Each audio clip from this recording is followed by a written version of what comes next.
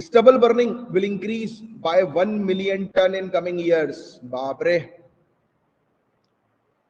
Stubble burning पता है ना, पराली जलाई जाती है।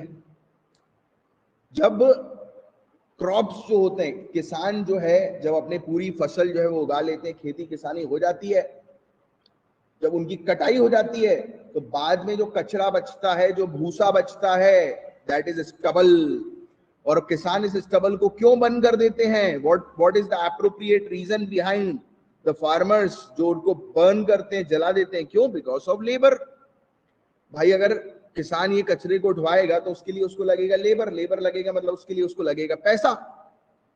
तो किसान सोचते हैं इससे बेटर है कि जला दो, बट इसको जलाने से एनवायरमेंट बहुत बुरी तरह से डैमेज हो रहा है, एनवायरमेंट को बहुत बुरी तरह से नुकसान पहुंच रहा है।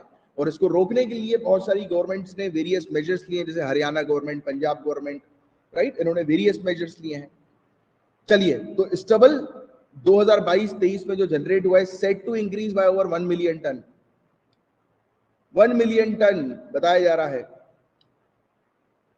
और 6 मिलियन टन से भी ज्यादा बर्न हो सकता है। बाप रे। तो गवर्नमेंट के एक डेटा ने ये चीज बताई है। तो स्टबल बर्निंग क्या है? तो I think you know about it, कि इंटेंशनली अपनी खेत पर आग लगा देना, जितने भी भूसा कचरा जो होता है, ग्रेन्स जब कटाई हो जाती है उसके बाद तो उस पर आग लगा दिया जाता है। क्यों स्टबल बर्न क्यों किया जाता है? तो अब देखिए, मैकेनाइज हार्वेस्टिंग, कंबाइन हार्वेस्टर, वो मशीन जो आती है हार्वेस्टर, इसका उपयोग इंडिया की ग्रीन बेल्ट में किया जाता है। और उसके बाद जब वो हार्वेस्टर जो है वो हार्वेस्टिंग कर देता है तो उसके बाद बच जाता है भूसा।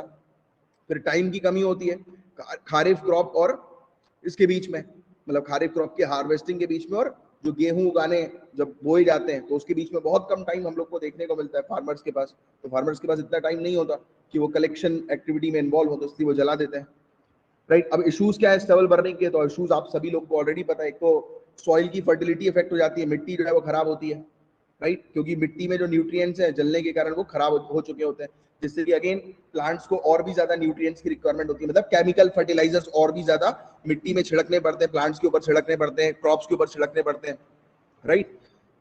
तो ये चीज हम लोग को एक इशू देखने को मिलता है। इकोनॉमिक डेवलपमेंट और क्लाइमेट का इशू तो आप जानते ही हैं, राइट। इसके अलावा की कंट्रीब्यूटर एयर पोल्यूशन का क्या? दिल्ली एनसीआर हम लोग को देखने को मिलता है। दिल्ली एनसीआर का क्षेत्र जो है वो वहां पर सबसे ज्यादा ये स्टबल बर्निंग की प्रैक्टिस होती है। क्या किया जाए भाई? तो एक एक्शन प्लान हम लोग को बनाना है स्टबल बर्निंग के मैनेजमेंट के लिए। और जो दिल्ली और उसके एनसीआर क्षेत्र, राइट, ज्वाइनिंग जो क्षेत्र हैं, स्टेट्स हैं दिल्ली के आसपास की, तो वहां पर इंप्लीमेंट करो एक्शन प्लान को तैयार करके प्रॉपर तरीके से, और फिर पूरे प्लान को जो है वो सबमिट करो CAQM commission for air quality management के पास। दिल्ली गवर्नमेंट का 15 पॉइंट विंटर एक्शन प्लान भी हम लोग को देखने को मिलता है। Bio decomposer, crop residue management, right. तो इन सब चीजों पर फोकस करना बहुत ज्यादा जरूरी। बायो डिकम्पोजर, ऐसे डिकम्पोजर छिड़क दो कि वो जितना भी भूसा है उसको बहुत जल्दी डिकम्पोज कर दें, बहुत जल्दी सड़ा दें और मिट्टी में मिला दें। इससे उल्टा ये होगा कि मिट्टी प्रोडक्टिव बन जाएगी, क्योंकि वो जो भूसा जो होगा उसमें भी जो मौजूद न्यूट्रिएंट्स होगा वो मिट्टी में जब चला जाएगा तो वो प्लांट जब नेक्स्ट उगेगा तो उसके लिए बहुत हेल्पफुल होगा। और क्रॉप रेसिड्यू मैनेजमेंट करना है, मतलब ये जो क्रॉप फसल जो होती है उसकी जो अवशेष वगैरह जो होते हैं, कचरा जो होता है, उसका वेस्ट जो होता है, उसको मैनेज करने पर काम करना है। स्टबल को फील्ड के बाहर ले जाओ, जैसे बायोमास पावर प्रोजेक्ट, कल ही परसों हम लोग इस चीज के बारे में डिस्कस कर रहे थे। आज को फायरिंग के बारे में हमने डिस्कस किया, याद आ रहा है आपको? को फायरिंग आज के एनवायरमेंट शंकर IAS की किताब में हमने इस चीज के बारे में पढ़ा था, जनरल स्टडीज की क्लास में। देखिए आपके सामने सब चीजें हैं। तो द थिंग इज कि current affairs is interlinked with general studies, दोनों को पैरेलली आपको लेकर चलना है, तब आपका टॉपिक बहुत स्ट्रांग होगा। और आप देखते हैं हम हर दिन जो है वो कुछ ना कुछ ऐसी चीज पढ़ते हैं करंट अफेयर्स के अंदर। बेसिकली हम लोग करंट अफेयर न्यूज को नहीं पढ़ते, जनरली लोग अपना टाइम वेस्ट करते हैं न्यूज को पढ़ने में। न्यूज को पढ़ो just for your awareness, but news से हार्डली 5% चीजें ही आएंगी, बाकी मेनली चीजें जो न्यूज से जो अटैच्ड होता है, जुड़ा होता है, क्या क्या जुड़ा होता है न्यूज से? जनरल स्टडीज का टॉपिक, वो आपसे पूछा जाता है एग्जामिनेशन के अंदर, स्टैटिक पोर्शन पूछा जाता है, बिल्कुल सही जवाब, राइट। तो वो चीज आप लोग के लिए इंपॉर्टेंट है। Are you getting it?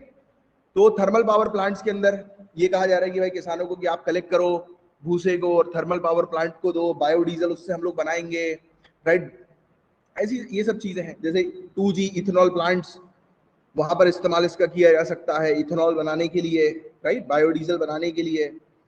और इसके अलावा कंप्रेस्ड बायोगैस प्लांट्स में इसका इस्तेमाल किया जा सकता है। इंडस्ट्रियल बॉयलर्स के अंदर, जो बड़ी बड़ी इंडस्ट्रीज हैं जो आज की डेट में कोयला जला रही हैं, राइट, डीजल जला रही, डीजल तो नहीं, कोयला ही जलता है ज्यादातर, तो उसकी जगह जो है ये जलाएं, राइट, अपने बॉयलर्स के अंदर।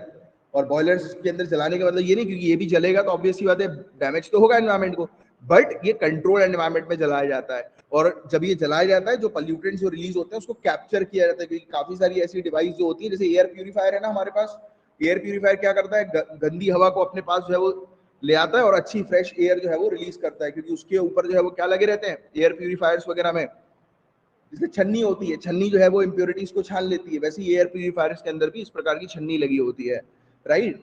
इस प्रकार की आज की डेट में टेक्नोलॉजीज ऑलरेडी आ चुकी हैं। जैसे इवन जब एक टॉपिक मैंने आपको पढ़ाया था कि मरीन एरियाज में, समुद्री एरियाज में शिप के कारण पोल्यूशन बहुत ज्यादा होता है, तो शिप आजकल इंटरनेशनल कन्वेंशन काफी सारे ऐसे बन रहे हैं, काफी सारे ऐसे एग्रीमेंट्स हो रहे हैं, राइट, कि शिप जो है जो धुआं करते हैं, राइट, तो उसके ऊपर जो है वो आप एब्जॉर्बेंट लगाओ। सुना ये नाम कभी?